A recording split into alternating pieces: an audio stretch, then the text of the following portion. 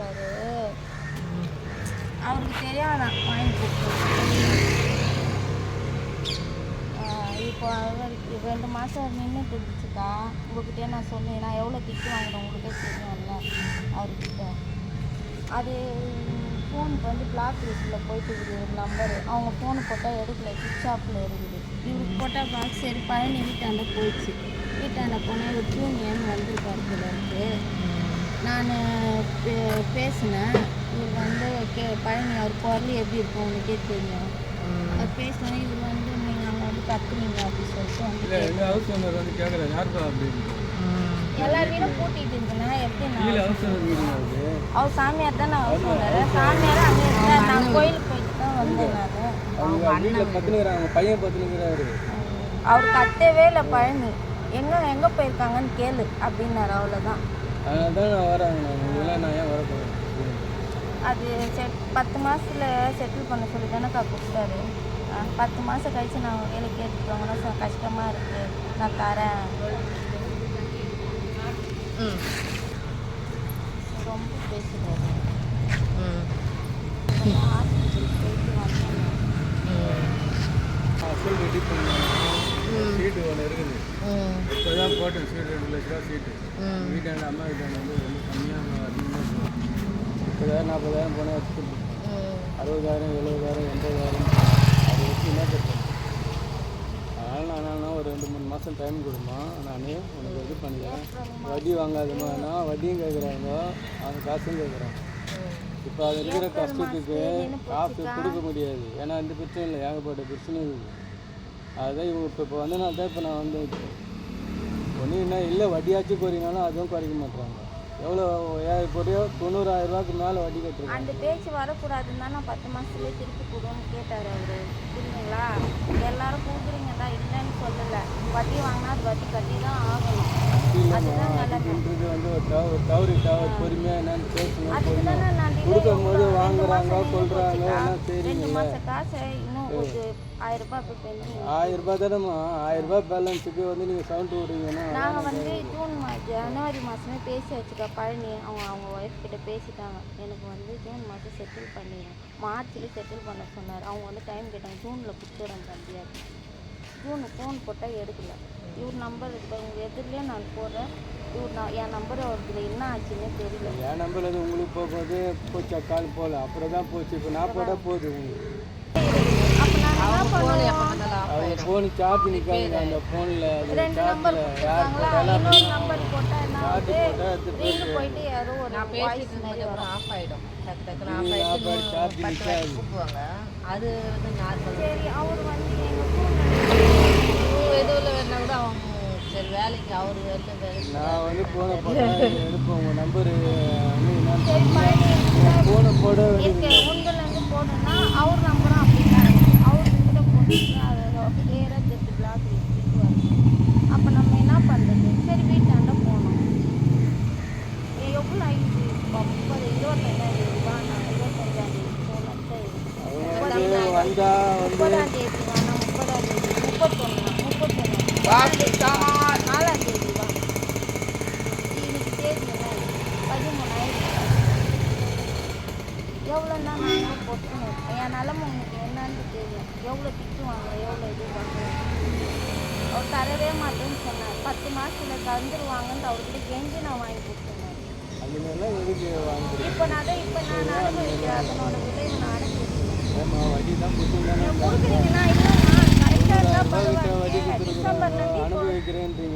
டிசம்பர்லேருந்து இப்போ பிரச்சனையாக இருக்குதுண்ணா. 1 லட்ச ரூபா வட்டியே வாங்கிட்டீங்களா?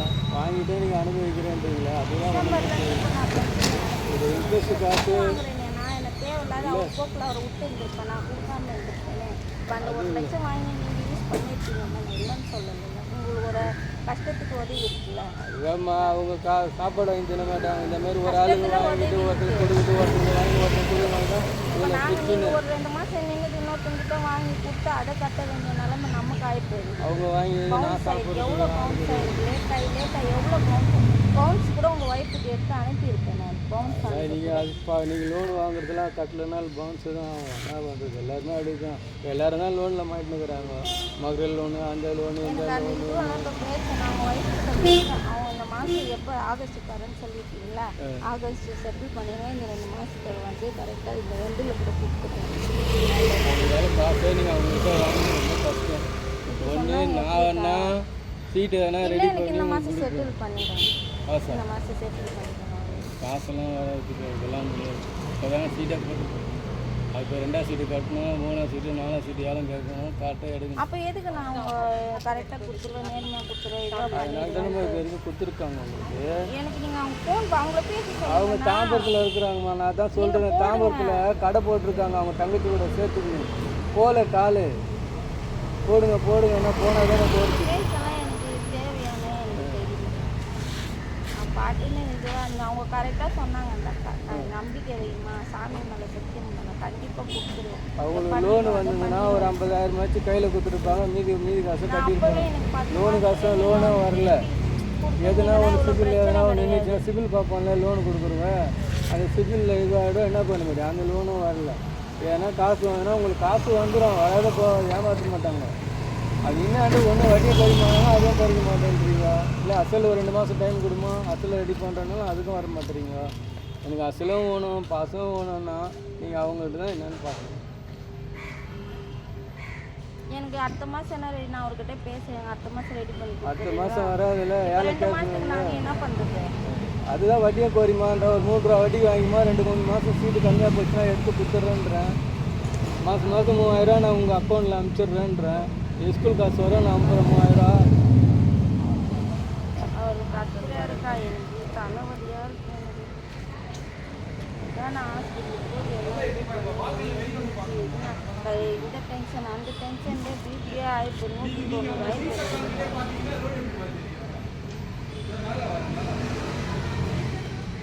அசல் வாங்க. ஹலோ, ஏதாவது ஒன்றுல அட்ஜஸ்ட் பண்ணி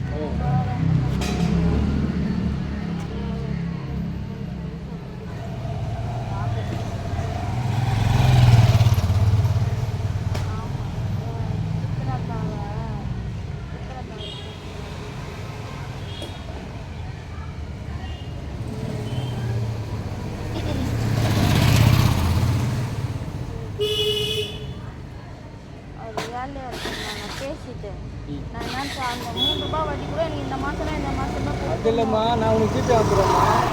எனக்கு இப்போ நம்ம என் நம்பர் நோட் பண்ணியிருக்கிறீங்களா? நான் உனக்கு அனுப்பிச்சு ஸ்கூல் காசு வரும். நீங்கள் இந்த 2 மாதம் எனக்கு கரெக்டாக அனுப்பிச்சுன்னா இவ்வளோ பிரச்சனை எனக்கு இல்லை. அவங்க அது பாருங்க, இது அவங்களும் கரெக்டாக தான் கொடுப்பாங்கம்மா. எங்களை கரெக்டாக அனுப்பிடுவாங்க. 20ஆம் தேதி வாங்கினாங்கன்னா அவங்களால முடியாதனால தான் இப்போ உட்காந்து இருக்கிறாங்க. இல்லைன்னா நான் வந்து பேச மாட்டேன். 20 வாங்கினாங்க, 25 கொடுத்துருவாங்க. அப்படி இல்லை ஆனால் 27 இல்லைன்னா 30 சம்பளம் வாங்கினாங்க. கரெக்டாக கொடுத்துருந்தாங்க. உங்கள் சித்த யாரோ ஒருத்தர் இறந்தாரு பாருங்க, அதுலேருந்து 1 மாதம் அப்படியே நின்று அந்த 1 மாதத்துக்கு நாங்கள் என்ன பண்ணுறது சொல்லுங்கள். ஏன்னா உங்கள் பிரச்சனை மட்டும் இல்லை, உங்களை மாதிரி நிறைய பிரச்சனை இருக்குது. அதனால தான் சொல்கிறேன். உங்களுக்கு காசு எல்லாருக்கும் பிரச்சனை, எல்லாருக்கும் பிரச்சனை இல்லை. கடன் வட்டியை கொடுத்து மண்டை வெடிச்சு போய் கிடக்குது. இப்போ உழைக்கிற காசெல்லாம் வட்டியே போயின்னு தான் இருக்குது. இப்போ நான் அவர்கிட்ட அசல் வேணும்னா இப்போ நான் புதுசாக சீட்டு போட்டிருக்கேன். முன்னால தான் கொடுத்தேன். இப்போ இந்த மாதம் 2ஆவது சீட் நான் கட்டியே வேணும். எவ்வளோ? 1 லட்சத்துக்கு எவ்வளோ? 10,000 ரூபா. 2 லட்சத்துக்கு பிரச்சனை அது இப்போ என்ன நான் அது அந்த 2ஆவது சீட்டு கட்டணும். 3ஆவது சீட்டு 4ஆவது சீட்டு கேட்கணும். வேலை ஏன்னா கம்மியாக போச்சுன்னா எடுப்பேன். நான் அது ஒரு 2-3 மாதத்துக்கு நான் வட்டி கட்டணும். இல்லை சீட்டு கம்மியாக போச்சுன்னா இப்போ அவர்கிட்ட பேசுகிறேன். எனக்கு ஆகஸ்ட்டில் எப்போ தெரியும்? ஆகஸ்ட்டுன்னு வச்சுக்காதுமா, ஒரு 3 மாதம் டைம் கொடுமா. ஒரு 3 மாதம் சீட்டு 2 கம்மியாக மாதம் இப்போ 1 மாதம் எக்ஸ்ட்ரா சீட்டு ஏலம் கேட்கணும். இல்லை ஏலம் கேட்குறேன். அதுக்கிட்ட நீங்கள் போனால் 1 லட்சம் 2 லட்சம் சீட்டை 1 லட்சம் தள்ளியே எடுத்து கொடுக்க முடியும். கம்மியாக போச்சுன்னா நான் எடுத்து கொடுத்துட்றேன். ஒரு இதுனா கரெக்டாக பேசணும். நான் மாற்றி எல்லாம் பேசக்கூடாது. இப்போ அவர்கிட்ட 2 மாதம் 3 விஷயம் வட்டி இப்போ கொடுக்குறோம். 3 மாதம் ஆகிட்டிங்கன்னா 3 விஷயம் வட்டி கொடுக்குறோம்மா. கம்மியாக போச்சுன்னா தானே இப்போ வழி நான் போகிற இடத்துல ஜாஸ்தியாக போகுதுமா. 70,000 80,000 போகுதுமா. இப்போ 2 லட்சம் ஆகஸ்ட்டில் எனக்கு ரெடி பண்ணி கொடுத்துருங்க. இந்த 2 மாதத்துக்கு நான் அவர் கையில் பேசி 3000த்துக்கு நான் பேசுகிறேன். பேசி எனக்கு இந்த மாதமே கொடுத்துருங்க. பேலன்ஸ் 1000 ரூபாய் நிற்குது, அது சேர்த்து 4000 ரூபாய் இந்த மாதம் அனுப்பிச்சி விடுங்க. அடுத்த மாதம் 3000 ரூபாய். ஜூனு ஜூலை ஆகஸ்ட் அதான் 2 மாதம் டைம் சொல்கிறீங்க. அது ஜூலை ஆகஸ்ட் விடுங்க. அதுதான் நான் சொல்கிறேன்ல, நீங்கள் பொறுமையாக வட்டி வாங்க, நான் காசு ரெடி பண்ணி அனுப்புகிறேன். அப்போ இந்த மாதத்துக்கு 5000 அனுப்பிச்சிட்டு 2 மாதத்துக்கு 3000 அனுப்புறீங்களா? முடியுங்களா? அதுதான்மா முடியாது. இந்த மாதம் 3000 வட்டி வாங்கிடுவாங்க. இப்போ நீங்கள் 5000 ரூபாய் வேணும், இவ்வளோ வட்டி கொடுத்துட்டாங்க அவங்க. இதுக்கப்புறம் அவங்களால முடியாதனால தான் இப்போ நான் உங்கள்கிட்ட இறங்கி வரேன். வட்டி வாங்கி ஒன்று நாங்கள் உட்காந்து இலை போட்டு சாப்பிடுவோங்க. எந்த வட்டிக்காரங்களே சொல்லாமா ஒரு ஆள்கிட்ட வாங்கி கொடுத்தேன். உங்களுக்கே கேட்டு பாருங்க. பாரு நோட்டில் எழுதி வச்சு வட்டிக்காரங்களை பற்றியா எனக்கு தெரியாது. 5 பேர் கூட்டுன்னு உங்களை உட்காந்து கேட்டு பாருங்க. வட்டிக்கு ஒரு